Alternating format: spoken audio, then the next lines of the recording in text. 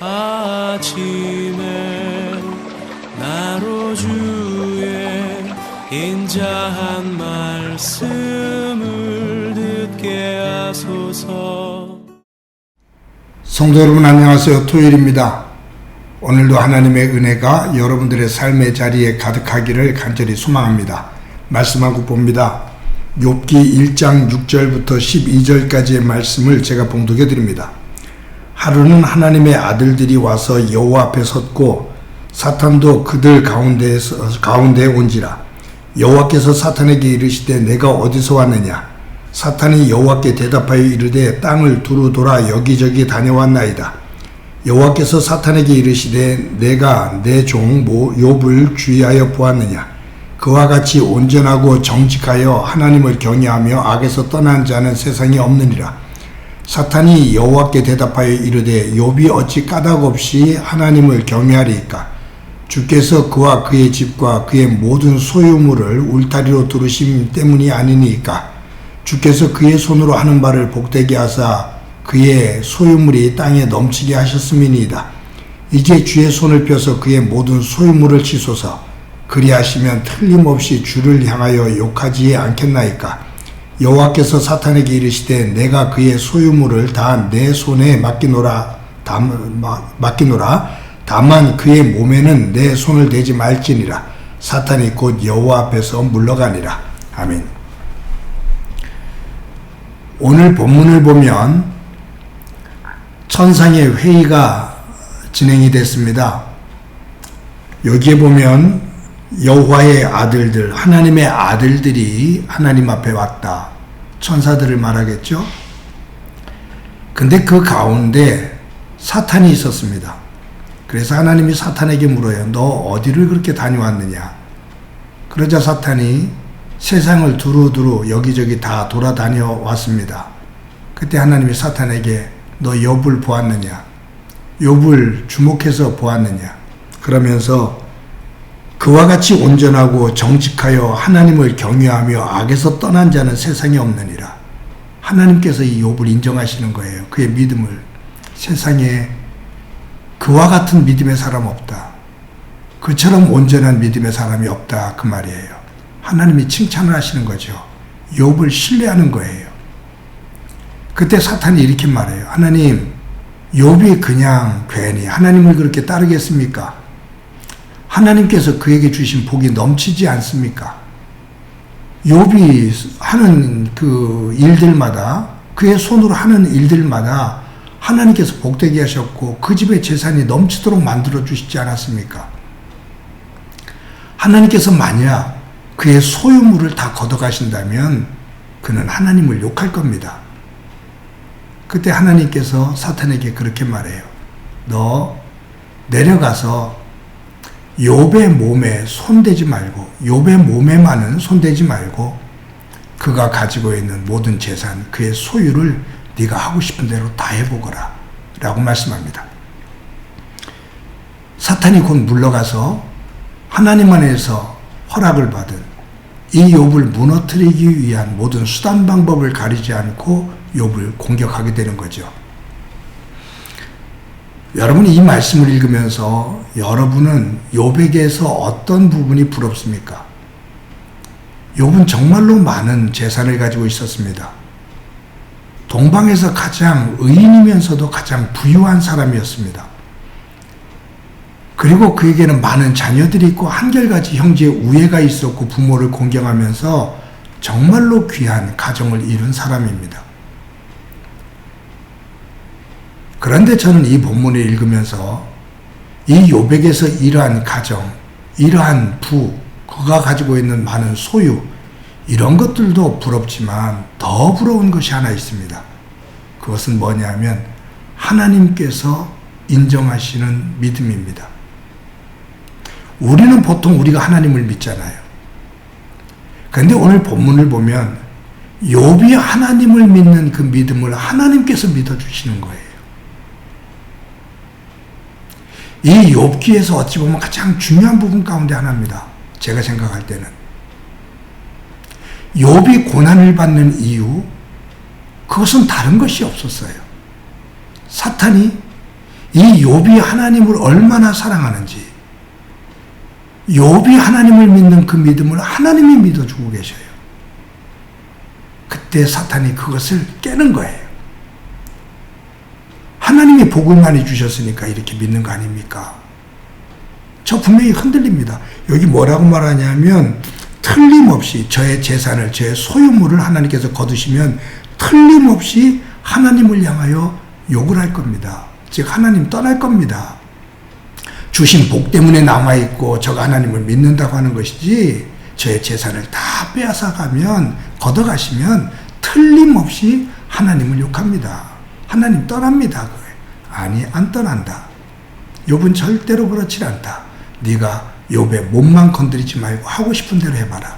이 얘기는 욥은 절대로 그렇지 않아. 하나님이 욥에 대한 신뢰입니다. 욥기의 주제가 고난이지만 이것을 어떻게 해석하느냐 굉장히 복잡합니다. 정답이 없어요. 이 욥기를 읽으면서 생각하는 사람들이 어떤 생각을 하느냐. 고난을 잘 참았더니 복이더라. 갑절이나 주셨다. 맞는 말이에요. 그것도 맞는 말이에요. 그런데 이 욥기 끝을 보면 욥에게 갑절의 제사를 주시면서 자녀를 주는데 7 아들과 3 딸을 줘요. 잃었던 자녀들 10명을 줘요. 근데 이 10명을 얻었기 때문에 욥이 정말로 행복했을까요? 행복했겠죠. 그런데 부모의 입장에서 보면 다시 얻은 10명의 아들에 얻는 기쁨도 있지만 먼저 잃은 10명의 자녀들을 가슴에 묻고 있는 그 마음을 생각하면 10명을 다시 얻었다고 잃어버린 죽은 그 자녀들, 그 고통 속에서 죽은 자녀들, 그것을 다 잊어버리고 행복할까? 그것만은 또 아니거든요. 이 욥기에서 말하는 고난, 그리고 이 욥기를 통해서 하나님께서 우리에게 주고자 하시는 그 말씀, 그 뜻, 그것을 찾기가 참으로 쉽지만은 않습니다. 다시 말하지만 정답도 없고요. 그런데 이 말씀을 중심으로 하나하나 찾아 나가는데 오늘 우리가 이 본문에서 주목하고 싶은 것, 욥이 하나님을 믿지만 그 믿음을 하나님이 믿었, 하나님이 그 믿음을 신뢰하더라. 사탄이 당신이 주신 복을 다 거두시면 분명히 틀림없이 욕하고 떠날 겁니다. 아니, 절대로 그렇지 않아. 욥은 절대로 그렇지 않아. 네가 그에게 소유를 다 빼앗아 봐라. 그 대신에 몸은 건드리지 마라. 욥은 절대로 나를 안 떠난다. 하나님을 향한 욥의 신뢰입니다. 이 말씀을 보면서 저를 돌아봐요. 나는 어떤가? 내 믿음은 어떤가? 하나님이, 내가 하나님을 믿는 믿음을 이처럼 신뢰하실 수 있을까?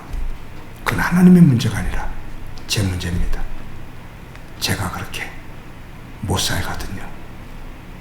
욥처럼 그렇게 하나님이 신뢰하실 만한 삶을 못 살거든요.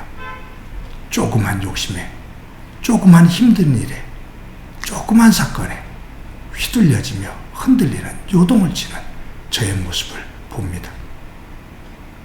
어떻게 보면 욥처럼 복을 받으려면 욥과 같은 믿음이 있어야 되는데 욥과 같은 믿음은 없으면서 욥과 같은 복은 받고 싶어하는 정말로 욕심쟁이입니다. 사랑하는 성도 여러분, 오늘 저와 여러분이 오늘 이 본문을 묵상하며 내 믿음은 어떤 모습인가? 하나님께서 인정하시는, 신뢰하시는 믿음인가? 아니면 하나님이 끌탕을 하시며 안타까워하시는 믿음일까? 사탄이 마음대로 조롱하는 믿음일까? 사탄이 손을 들고 항복을 하는 믿음일까? 점검하고 욥의 믿음을 향해 그 길을 닮아가는 소중한 한날이 되어지기를 간절히 소망합니다. 한번 기도합니다. 하나님 감사합니다. 오늘도 귀한 하루 주신 것 감사합니다. 내가 욥처럼 갑절의 복을 받기를 원하지만 또 한 가지는 욥이 가지고 있었던 그와 같은 신실한 믿음, 하나님께서 신뢰하시고 인정하시는 믿음의 자리에 설 수 있는 저희들이 되도록 은총 베풀어 주옵소서. 오늘도 함께해 주시라 믿고 예수님의 이름으로 기도드립니다. 아멘.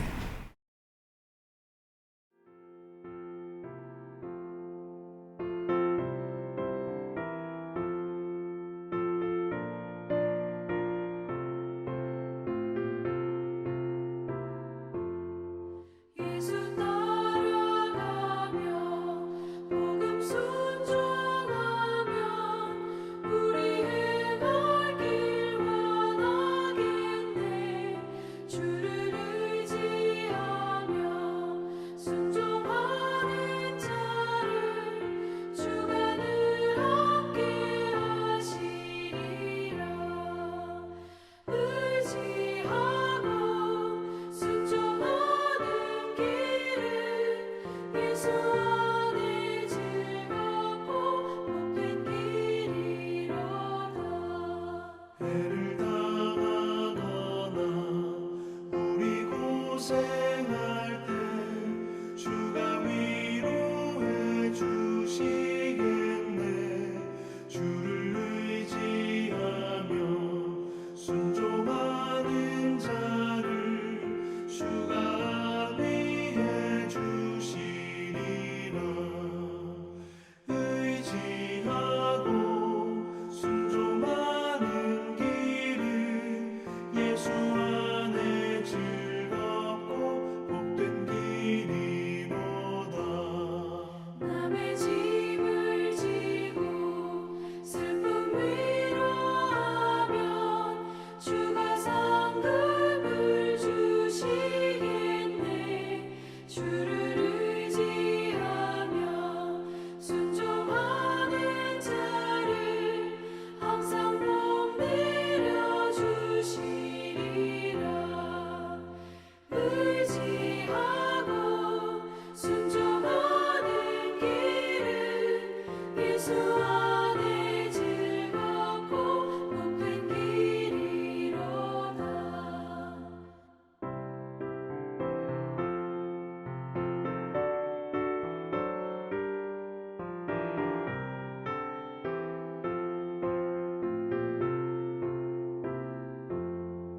우리 받은 것을 주께 다 드리며 우리 기쁨이 넘치겠네.